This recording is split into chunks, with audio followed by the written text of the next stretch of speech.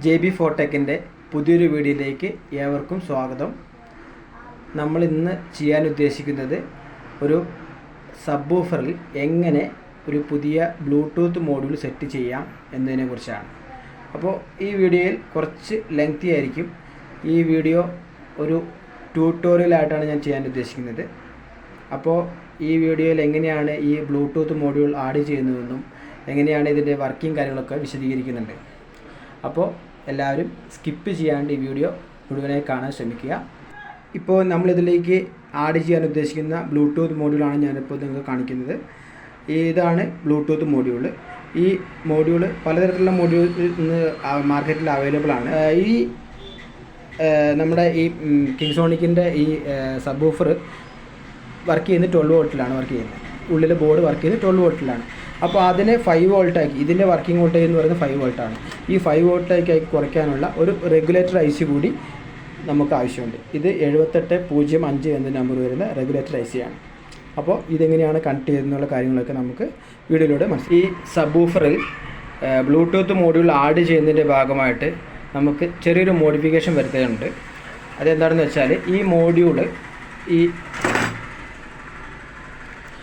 Module ഇതിൽ fit ചെയ്യുന്നതിന് വേണ്ടിയിട്ട് ഒരു ചെറിയ ഹോൾസ് നമുക്ക് ഇടേണ്ടതുണ്ട്. ആ ഹോൾസ് കാര്യങ്ങളൊക്കെ ഞാനിപ്പോൾ ചെയ്തു വെച്ചിട്ടുണ്ട്. അപ്പോൾ ഇതിവിടെ നിങ്ങൾക്ക് കാണാൻ സാധിക്കും. ഹോൾസ് കാര്യങ്ങളൊക്കെ ചെയ്തു വെച്ചിട്ടുണ്ട്. ഈ മോഡ്യൂൾ ഇവിടെ നമുക്കിങ്ങനെ സെറ്റായി നിൽക്കണം. അതിനുള്ള ഒരു ഹോൾസ് കാര്യങ്ങളൊക്കെയാണ് ഞാൻ ഇപ്പോൾ ചെയ്തു വെച്ചിട്ടുള്ളത്. ഇനി നമുക്ക് ഇതിൻ്റെ ഈ സബ്വൂഫറിൻ്റെ ബാക്ക് സൈഡ് അയക്കണം. അപ്പോൾ ഞാനത് അയച്ച് വെച്ചിട്ടുണ്ട്. അപ്പോൾ ഇതാണ് ഇതിൻ്റെ ബോർഡ് വരുന്നത്. ഇതിൽ നിന്നും ഇപ്പോൾ ഇതിൽ നിങ്ങൾക്ക് കാണാം 12012ൻ്റെ ട്രാൻസ്ഫോമറാണ് വന്നിരിക്കുന്നത്. ഇതിൽ വേറെ 5 വോൾട്ട് കാര്യങ്ങളൊന്നും വരുന്നില്ല. അപ്പോൾ ഇത് നമ്മൾ ഈ ബോർഡിൽ ബോർഡ് നിങ്ങൾക്ക് കാണാൻ സാധിക്കും. ഇതാണ് ഇതിൻ്റെ സബ്വൂഫറിൻ്റെ ബോർഡ് വരുന്നത്. ഈ ബോർഡിൽ 12 വോൾട്ട് വരുന്നത് ഈ ഒരു കപ്പാസിറ്ററിൻ്റെ ഈ ഫിൽറ്റർ കപ്പാസിറ്ററിൽ നിന്ന് നമുക്ക് 12 വോൾട്ട് നമുക്ക് എടുക്കാവുന്നതുള്ളൂ. ഈ 12 വോൾട്ട് ഈ കപ്പാസിറ്ററിൽ നിന്നും ഇത് പോസിറ്റീവാണ്, ഇത് നെഗറ്റീവാണ്. അപ്പോൾ ആ കപ്പാസിറ്ററിൽ നിന്ന് നമുക്ക് 12 വോൾട്ട് എടുത്ത് ഈ 7805 എന്നുള്ള റെഗുലേറ്റർ ICയിലേക്ക് നമ്മൾ കണക്ട് ചെയ്ത് നമുക്ക് ഇതിൻ്റെ ഔട്ട്പുട്ട് ഈ റെഗുലേറ്റർ ICയുടെ ഔട്ട്പുട്ട് 5 വോൾട്ട് എടുക്കാവുന്നതുള്ളൂ. ഈ ICൻ്റെ ഫസ്റ്റ് പിന്ന് ഇൻപുട്ടും സെൻറ്റർ പിന്ന് എർത്തും തേർഡ് പിന്ന് ഇങ്ങനെ പിടിക്കുന്ന സമയത്ത് തേർഡ് പിന്ന് 5 വോൾട്ടാണ് വരിക. അപ്പോൾ ഇവിടെ 12 വോൾട്ടിൻ്റെ പോസിറ്റീവ് ലൈനും ഈ സെൻറ്ററിൽ 12 വോൾട്ടിൻ്റെ നെഗറ്റീവ് ലൈനും കൊടുക്കുക.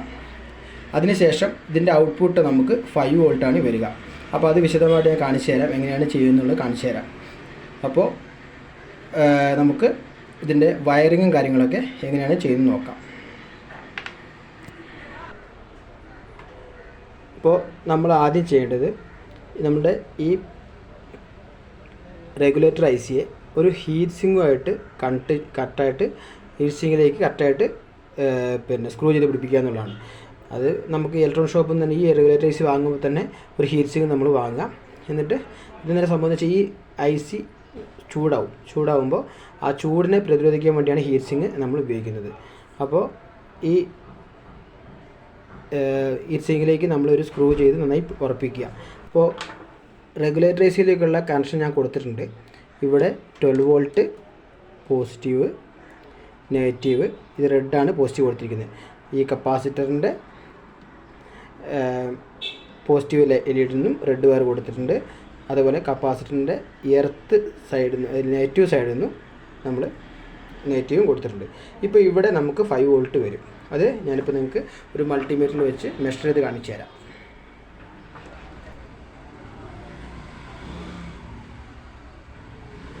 നോക്കൂ, 5 വോൾട്ട് റെഗുലേറ്ററിൽ നിന്നും 5 വോൾട്ട് എടുത്ത് നമ്മൾ ഈ മോഡ്യൂളിൻ്റെ പവർ സപ്ലൈക്ക് കണക്ട് ചെയ്തിട്ടുണ്ട്. അപ്പോൾ ഈ മോഡ്യൂൾ ഓൺ ആയിട്ടുണ്ട്. ഇതിൽ ഞാൻ നിങ്ങൾക്ക് കാണിച്ചു തരാം. ഇവിടെ നിങ്ങൾക്ക് കറക്റ്റ് കാണാൻ പറ്റുന്ന വിചാരിക്കുന്നു. ഇത് ഫസ്റ്റ് പിന്ന് വരുന്നത് 12 വോൾട്ട് പോസിറ്റീവും സെൻറ്റർ പിന്ന് വരുന്നത് എർത്തുമാണ്. തേർഡ് പിന്നാണ് 5 വോൾട്ട് വരുന്നത്. അപ്പോൾ അതൊരിക്കലും മാറിപ്പോകരുത്. മാറിപ്പോയി കഴിഞ്ഞാൽ ഈ മോഡ്യൂൾ കംപ്ലൈൻ്റ് ആയി പോകും. അതുമാത്രമല്ല, ഈ മോഡ്യൂളിലേക്ക് വരുന്ന 5 വോൾട്ടിൻ്റെ പ്ലസും മൈനസും മാറിയാലും ഈ മോഡ്യൂൾ കംപ്ലൈൻ്റ് ആയി പോകും. അപ്പോൾ അത് നമ്മൾ നോക്കി കൊടുക്കണം കേട്ടോ.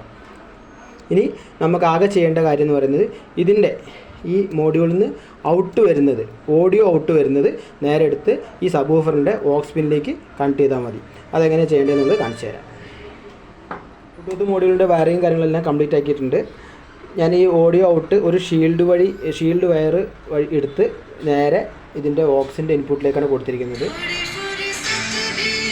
ബ്ലൂടൂത്ത് മോഡ്യൂൾ നമ്മൾ സെറ്റ് ചെയ്തു. ഇനി ഇതിൻ്റെ ഓഡിയോയും നമ്മൾ ഓക്സിലേക്ക് കൊടുത്തു. അപ്പോൾ ഇനി നമുക്ക് ഇതിൻ്റെ സൗണ്ടും ചെക്ക് ചെയ്ത് നോക്കാം. ഇതൊന്ന് ഓൺ ആക്കുമ്പോൾ തന്നെ ഒരു ബ്ലൂടൂത്തിൻ്റെ ഒരു അനൗൺസ്മെൻറ്റ് വരുന്നുണ്ട്. അത് ഞാൻ നിങ്ങൾക്ക് കാണിച്ചു തരാം. അത് നിങ്ങൾക്ക് കേൾപ്പിച്ചു തരാം. അപ്പോൾ അതിന് ശേഷം നമുക്കിത് എല്ലാം സെറ്റ് ചെയ്തതിന് ശേഷം നമുക്ക് ഒരു ചെറിയൊരു ഓഡിയോ കൂടി കേൾപ്പിച്ചു തരാം.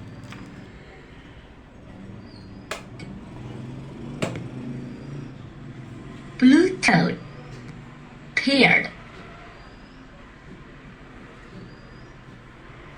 ഓക്കെ, അപ്പോൾ അത് സെറ്റായിട്ടുണ്ട്.